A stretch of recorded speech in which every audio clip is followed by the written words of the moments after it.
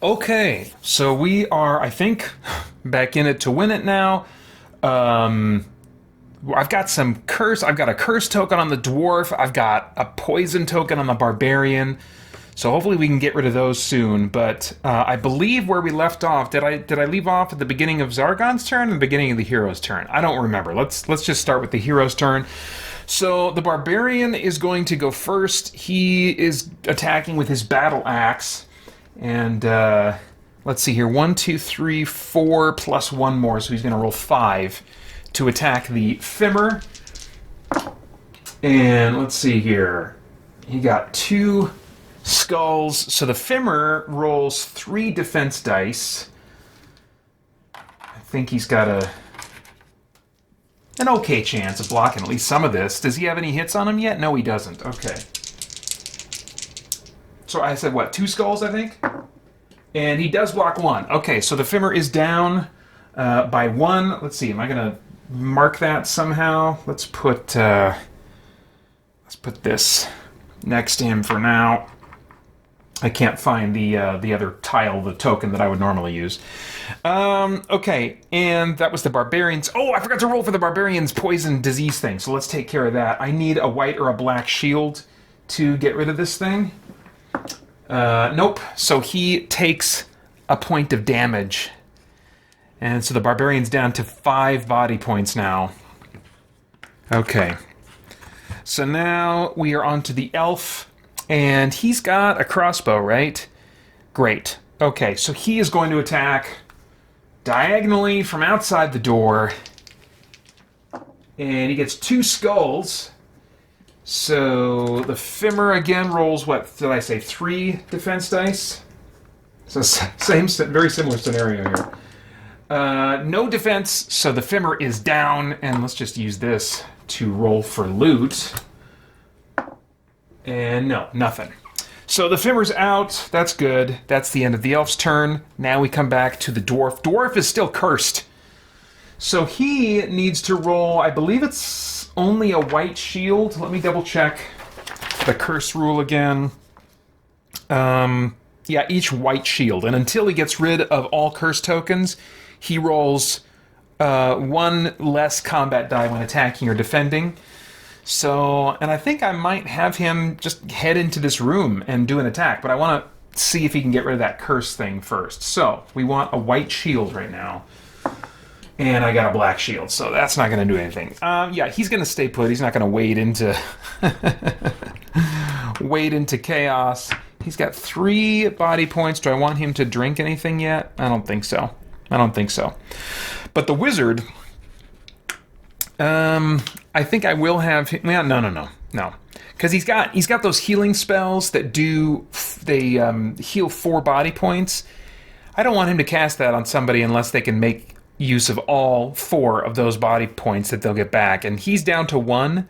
And with my house rule, you can drink potions at the moment you hit 0, which is almost not even a house rule, because the rules say you can drink a potion at any time. There's a little bit of house ruling there. Come on, we all know they didn't intend. They couldn't have intended that you hit 0 and drink a potion. Okay. Yeah, when my 13-year-old brain decided that was reasonable, and so I just played that way for my whole life playing this game. I can't not do that now. So that's the end, I guess, of the wizard's turn. So now we come back to Zargon, and let's do the goblin archer first. He'll just stay in that diagonal spot and attack the barbarian. So he only gets 1 attack die. That's the trade-off with being able to... Well, wait a minute. Do normal goblins get 1 attack die? I think maybe they do. No, they get 2. That was the trade-off. When I made the stats for the goblin archer, it's like, okay, if they can attack from way down the hallway, then let's reduce that to 1 attack die. I don't know. So he's going to take a shot at the barbarian. No skull. So now the orc is going to move here and attack the barbarian. Orcs get 3 attack dice. Oops. Let's see. No, nothing. So back to the hero's turn. And we should be able to mop up, I think, this time. Let's deal with that poison token of the barbarians first, though. We need a white or a black shield. And he got a black shield, so there goes the poison token. Fantastic.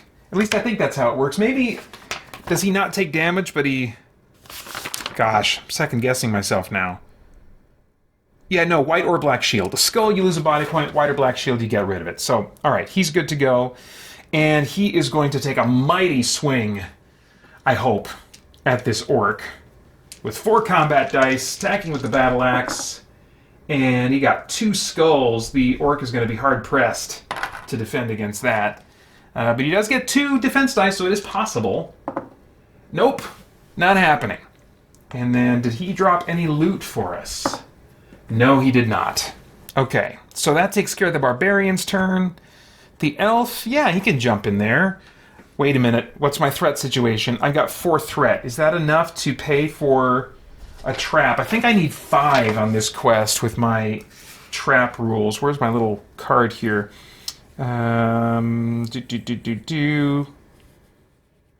New room, the triggers. Well, this says what the most expensive. I have to pay for whenever I go into a new room. I have to pay for the most expensive trap that I can possibly trigger. And the wandering, it depends on the wandering monster. The wandering monster for this quest is a Fimmer. So that means that the most expensive trap is a pit trap, and I need 5 threat tokens. So I've only got 4 at this point. Actually, you know what? Last time was gaining a threat each turn no matter what. Because the softer version of that rule, the easier version of that rule for the heroes is Zargon only gets a threat when there's no monsters on the board and it's Zargon's turn. But I've bumped that up, so they would have gotten 1 threat since then. So yeah, the elf is going to move in here, and 1... Yeah, he has to move on that space. So let me spring the pit trap, and then I think the rules are that he still gets a chance to dodge, but he's got to roll less than his current mind points, if I'm remembering correctly. Let's see here. Trap generation. Roll 1d6. Rolls less than his current mind points. He successfully avoids the trap. It's still there. I paid for it. It's there. But does he get surprised by it? So the elf has 4 mind points, so that's not like a great start. Let's see here.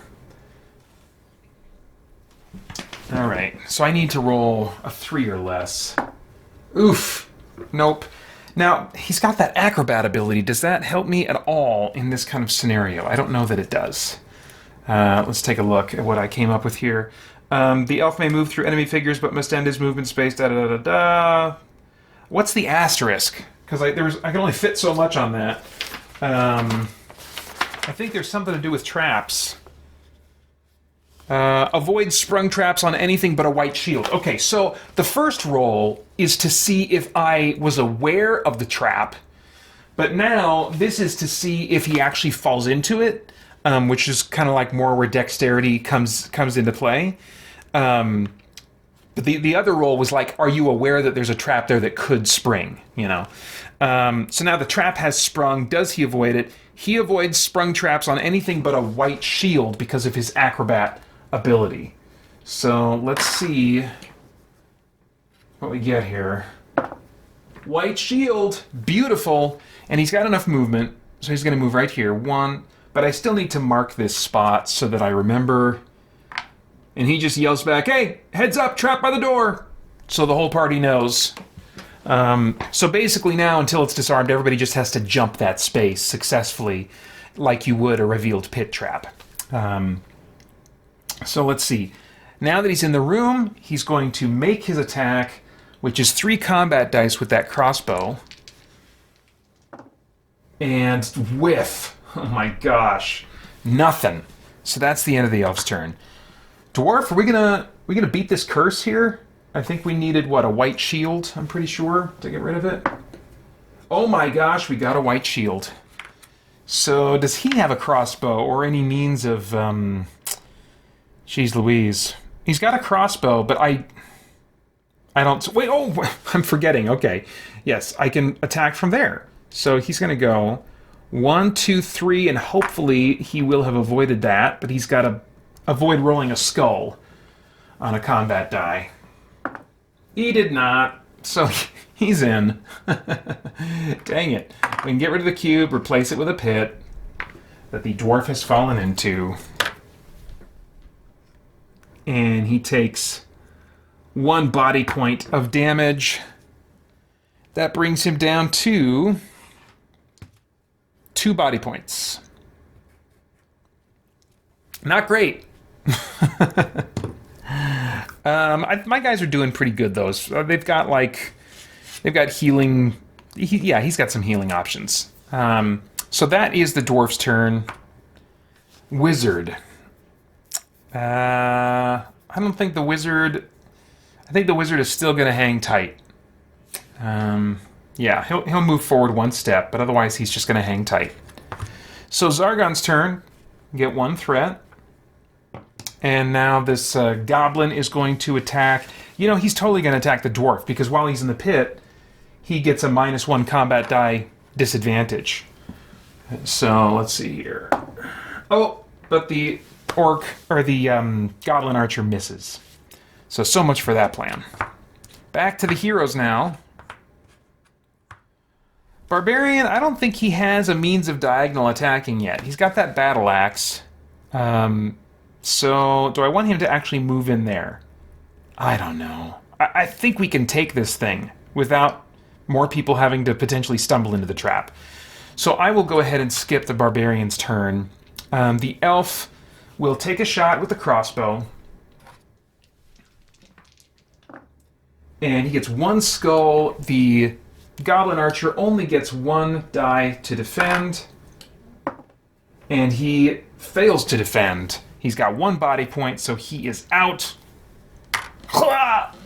And does he leave any loot? Can't see that. Okay, no loot. So there, room is clear. Dwarf. Do I want to stick around in that room and search for treasure? I don't know. I don't think so. Let's just get out of here. He's going to go 1, 2, 3. Oh, this is not ideal. See, you probably can't see very well. Let me move the camera over this way so you can appreciate this just a little bit more. But there is wall on each side of this door, so I can't do my customary setup to have guys able to attack diagonally from both sides. I think I'm going to have the dwarf just hang tight here. I really think the barbarian is best suited to be guy in the door. So that's the end of the dwarf's turn. Wizards staying put. Zargon gets a threat. Barbarian's turn. Oh, maybe I should have had the elf search for treasure in there. Nah, I don't want to start a new party. Yeah, that room with the trap in the front of the door feels like a little bit of a bust. So, Barbarian's going to go 1, 2, and then open up this door, and we'll see what's going on in here. There's a lot going on in here. Or at least there is not merely a little. So 1 way out of the room, and a table in the middle of it. But that's certainly not the most interesting thing. We've got a femur over here. And now this is a room where his grapple ability might become relevant, because there are definitely other monsters that could take advantage while the femur is grappling a hero. So maybe I'll try and set up that scenario.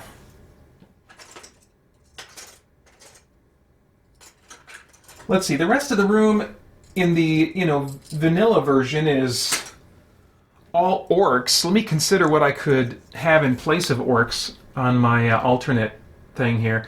I could drop I could put an Ogre Warrior or an Ogre Champion in there, and this would be a big enough room to fit them. So, let me... yeah, let me do that. Let me do that.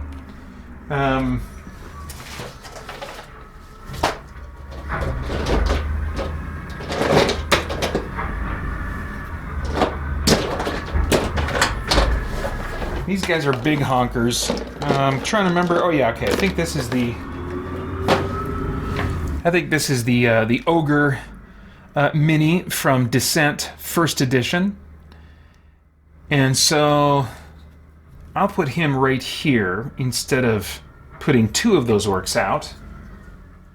I'll put the third orc there. That's a pretty nice, busy room.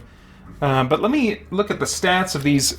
of the Orc Champion and the Ogre Champion and the Ogre Warrior, because I think one of them I might prefer over the other. So my Ogre Champion has, I'm thinking they both have the same base stats. Let's actually just compare them both to each other. Okay, so looks like attack of 5, defend 5, body... Oh, the Ogre Champion has an extra body point. Oh, man. Why would I not use the Champion? I think on my... I'll have to reconsider. I've got them in two different ranks on my... Oh, hang on. The Ogre Champion, okay, he can only be spawned if I trade out 2 orcs and 1 goblin. And I don't think this room had a goblin in it. So I'm not going to use the Champion. It's going to be the Ogre Warrior. The Smash ability allows them to automatically basically put a 2-space long hole in a wall so that heroes can't necessarily avoid them just by leaving the room because the doorway is too small or something like that. Even so, the nature of HeroQuest is that things are more cramped than in Descent if you're using figures that are bigger than 2 spaces in size. So I don't tend to pull out these types of figures as often. I really try to make it worth it. There is an Ogre miniature that came with some of the European expansions and with the reprints of those expansions for HeroQuest that are, of course, just 1 space in size. And so I could always consider reworking their stats and getting a 1-space mini to represent my ogres, but when I put these stats together years ago, you know, this is what I had, and so yeah, I'll use the Ogre Warrior. I won't swap any others. So we've got an Ogre Warrior, some orcs, and a Fimmer in this room. So the room has still just now been revealed. Barbarian took 2 spaces, opened the door. The room is set. Does he want to move into the room? I don't know that he does. I might just... Gosh. Yeah. See, this is where I have to segment my mind. It's like, don't try to anticipate what you're going to do as Zargon. Just act like the heroes. Heroes are going to stay put. They're going to stay put. So, the Barbarian, dang it, he does not have the ability to attack diagonally. So, yeah, I'll just stop there. The Elf is going to... I'm pretty sure he can jump this trap. What did I say? Anything but a white shield, I think, is what he jumps traps on. But I don't want to get him in that room either. Let's just get him out of this room that we're in right now. Oh, crap. He fell into the trap. Loses 1 body point. That sucks. Okay. Dwarf. Does he want to get in there? I don't think so. So he's just going to stay put as well. Wizard? Yeah, no, he's just going to stay put. So it's a little bit of a standoff at the moment. Is it going to be worth it? Now, if I were playing... Now it's the Zargon's turn. If I were playing against a clever player as Zargon, especially if we're using this threat system where, like, I get a threat every turn, then I would just say, hey, come on in, you know? But in moments like these, especially when I am I mean, I'm not always as the Zargon player or the Dungeon Master, you know, whatever type, whatever it's called in various games. I'm not primarily trying to create a challenging experience. It's not actually me versus the other player or players. That's never been my mentality. Because that's not really, I think, the intended role of the Dungeon Master in classic Dungeons and Dragons. Certainly some people play that way. Certainly some people have that mindset. And, you know, if it was a tactical versus game, I mean, I guess it did start out as, like, evolving from a miniatures war game in which it would be two players against each other. But I feel like the spirit of D&D has always been more about creating a story, creating a fictional world, and so the Dungeon Master, the Game Master, Zargon, in my mind anyway, is always more of a storyteller and is trying to create moments of drama, which very often involves creating a challenge for the player, but not always. What do I mean by that? Well, in this case, like, it would be really smart for the enemy to just wait, because they know that Zargon can rack up threat. But are orcs, are ogres really that smart? Maybe I could justify that Zargon's whispering tactics in their ear. You know, I mean, you can, you know, whatever. But ultimately, I'm just not interested in that kind of an experience playing out on the table where we're just waiting for each other and stuff. So, yeah, I'd rather just kind of lean into theme a little bit here and treat these guys like the idiot enemies that they are. Or if not idiots, then not really tactical. So let's have the Ogre Warrior step up. This means that actually probably I will not be able to get my guys into a grapple situation unless I can do something to get the heroes in the room, like do a reckless charge, which I would consider doing with this many enemies at this point. Anyway, so the Ogre Warrior takes a step forward. He gets 5 attack dice against the Barbarian. That's a healthy amount. 1, 2, 3, 4, 5. Here we go. 1, 2, 3 skulls. So, yeah, Barbarian's got his work cut out for him. The Barbarian gets 4 defense dice. Yeah, he's almost certainly going to be taking some kind of damage here. Wow, got a lot of black shields. Not a single white shield. So he's taken all 3 of those points of damage. That's going to bring him down to 2 body points. Ouch. Well, yeah, I mean, as enemy attacks go, that was pretty good, especially since I can only get that 1 attack in. All the others kind of have to wait for the Ogre to get out of the way. So, yeah, that'll be it for Zargon's turn. Back to the hero's turn. If I get more aggressive and put the Barbarian in there, then I could at least have 2 people attacking the Ogre at once. Let me see how he does standing in the door. If he does a great hit, especially if he, like, takes out the Ogre in 1 hit, then I'll probably keep him at the door. But if not, I need to get some of my other players into the room. So, or at least access to the Ogre. Here comes. Big swing, come on. Ooh, nice. 4 skulls. The Ogre Warrior gets 5 defense dice. He's got 3 body points, so he's, you know, certainly got a decent chance. But man, 4 skulls. This could take him out. Oh my gosh, it does. A resounding blow. Oh, dang. Let's see if he leaves us with any loot. Crap, I don't think he does. I updated my looting chart. Let's see here. No, I still don't get anything on a 4. So, yeah, nothing left behind. But dang, that was a satisfying strike. So that's the end of the Barbarian's turn. Elf, get out of the pit and get in there. 1, 2, 3, 4. Okay, I had to check. Do I have threat enough to spring a trap? I don't. And then he'll go 5, 6, right? And he's got 3 attack dice to wail on this orc with. Come on, elf. Oh, no, 2 skulls. That's good. That's good. That could easily take him out. Orc gets 2 defense dice. Yeah, he's gone. Any loot left behind? Nope. So that's the end of the elf's turn. Dwarf. Get yourself in there. 1, 2, 3, 4, 5, 6.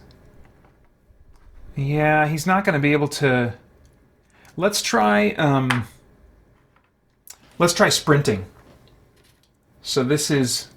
normally they can automatically move 6, or they can roll 2d6, which is the normal way to move. But since there's so much variance there, I think it makes sense if sprinting... if they're sprinting to justify, like, well, why would they just move 2 spaces this turn? Well, because they stumbled a little bit. They were trying to move too fast. Oh, yeah, nice. So he gets 10 this turn. 1, 2, 3, 4, 5, 6, 7, 8. Does he have a crossbow? 9. Yeah, let's just put him right there. All right, let's move the full.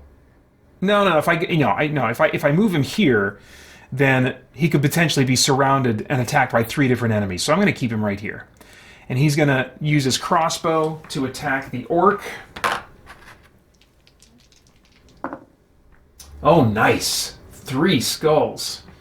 Yeah, so the orc only gets 2 defense dice. He's got 1 body point, so he cannot survive that. Hey, got some loot. So D6, that is a potion of healing, and pretty good timing on that. Very good. Okay, so that's the end of the dwarf's turn. Wizard, we doing anything yet? I don't think so. We'll just get a little closer to the action. That's the end of that. Okay, so now Zargon gets another threat. We come to his turn. Let's see. I've only got 2 enemies left. Let me see. Let me just try, because I said I was going to try. I'm going to see if I can grapple the dwarf. And I got to refresh my memory on my own rules here. Monster abilities now trigger on anything but a 1 or 2. So let's see if this ability even triggers to begin with. Crap! It does not. So that's basically a wasted turn on the part of the Femmer. 1, 2, 3, though. This orc is going to try and attack, even though the dwarf is not at the disadvantage I hoped he would be. Orc gets 3 attack dice and gets all black shields. So, crap. That's it for that orc. Back to the hero's turn. Alright, Barbarian. Get in there. Still just 4. Not enough threat to spring a trap. Oh, but that's only when I first step into a room, so I couldn't do it now anyway. 1, 2, 3, 4, 5, 6. Do I want to sprint? No, that's good enough. That's good enough. 5 attack dice on the orc. Let's see, I got just 1. Just 1 skull. The orc gets 2 to defend. And does manage to roll a black shield. So, no damage there. That's the end of the barbarian's turn. Elf, come on now. Should we do... let's do Reckless Charge to get in there, because the table's in the way. So he's going to go 1, 2, 3, 4, 5. Right? Is that what we want to do? He was what? Was he here? 1, 2, 3, 4, 5, 6... No, let's sprint. Let's sprint instead. A little bit more conservative. So he got 5... Oh yeah, 10. So he's good. So he's going to go 1, 2, 3, 4, 5, 6, 7. And he'll just take a shot from right there. Got nice line of sight with his crossbow. 3 attack dice. And he got 2 skulls. Alright, so... Good luck, Orc. I don't think it's going to happen for you. Nope. Orc is out. Does he leave any loot? He does not. Okay. So that's the end of the elf's turn. Dwarf. Take a shot. Or a smack, actually. I think he's going to not be using his crossbow. He's got, what, a broadsword right now? Yeah, for melee. So that's a 3 combat dice on the Fimmer. And, man, just whiff. Finally, Wizard.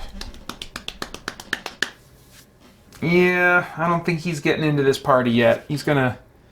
I mean, he'll take a couple steps. 1, 2, 3, 4. We'll just go there. Alright. Well, now, just at the tail end of making that move, before I let go of the wizard piece, I thought, oh, Fimmer could do Reckless Charge. And then I was like, shut up, Pater. Don't think like Zargon. Don't try to anticipate. You were going to put him in there? Put him in there. But now I think I might do Reckless Charge with that Fimmer. So let's give that a shot. Because if I can Reckless Charge his way to the wizard, he will totally wail on the wizard. Why wouldn't he? So he's going to go... Fimmers get what? 6 movement. 1, 2, 3, 4, 5. So the way Reckless Charge works, he recklessly charged through the barbarian there. Any figure may force their way through an enemy space as long as they end their move on an empty space. However, doing this allows every enemy they move through or adjacent to make a free attack against them, for which they may roll only half of their normal defense dice rounded down. So the barbarian gets a free attack against him. I mean, I kind of feel like it's worth it for some of the enemies to do Reckless Charge. Less so for the heroes, but more so for the enemies to get access to the wizard or somebody maybe in the back that's low on health. Because monsters get killed pretty easily anyway. So this is his best shot. Even if he gets killed by the barbarian making this attempt, I think it's probably worth it. So, barbarian rolls 5. Fimmer only attacks with, or defends with 1. So let's see here. 1, 2, 3, 4, 5. Here we go. Okay, so he got 2 skulls. The Fimmer can potentially survive this, but he's got to roll 1 black shield because he's got 2 body points, but he's got to defend with the 1 black sheet with the 1 combat die he's allowed to roll. Oh my gosh, he pulled it off! Wow. Okay, so this Fimmer, he's got 1 hit on him. But he is taking a swing at the wizard for sure. 3 attack dice. Oh, nice. Okay, yeah, I'm feeling like this was definitely worth it for the Fimmer. 2 skulls. The wizard defends with 2 defense dice, and he's got 1 body point left. Not looking good for him. Man, he takes both hits. So he needs to immediately drink 1 of his 2 healing potions. And another house rule that I more recently, when I started doing, sometime after I started doing HeroQuest videos, I kind of changed this so that on the D6 healing potions, instead of rolling a D6 and you just get whatever you get, I mean, man, I just hate that idea. I'm so used to, in so many RPGs that I play, video games, stuff like that, it being a set or predictable amount of health that you get back from potions. I know that there is some variance, I think, in the D&D rules for how much you get back, but I guess I've just been playing video game RPGs a lot more than tabletop over the years, and to have a set amount that you get back, which is usually the case in video game RPGs, I just kind of expect and feel entitled to that. So, I roll 2 d6, and I choose one of them to be the amount that I get back. And I got both a 2 and a 5, so of course I'm going to choose the 5. But that's still only going to get the wizard up to his max of 4. But yeah, that was Zargon's turn, and a good turn it was. I think I forgot to give myself a threat, though. So now we're up to 5 threat. I can now spawn a trap the next time we go through a door. So the barbarian's turn. Well, vengeance! Because for some mystifying reason, I guess he likes Elderast or feels loyal to him. No, I think what I came up with in 4 Against Darkness when my bitter old wizard Elderast, who in his mind at least is the leader of the team, leader of the adventuring party, that like he put a curse on the other party members and they are aware of this curse. So that like if anything ever happens to him and they don't resurrect him, they will get horrible sores on the worst parts of their body that they'll have to live with for the rest of their lives. So, yeah, I don't think it's that the barbarian like feels any loyalty. He's just getting a vision of where he could get those sores and turns around, no, please, no, to attack the Fimmer for his own sake. So let's see, he's got 5 attack dice, and he's very motivated.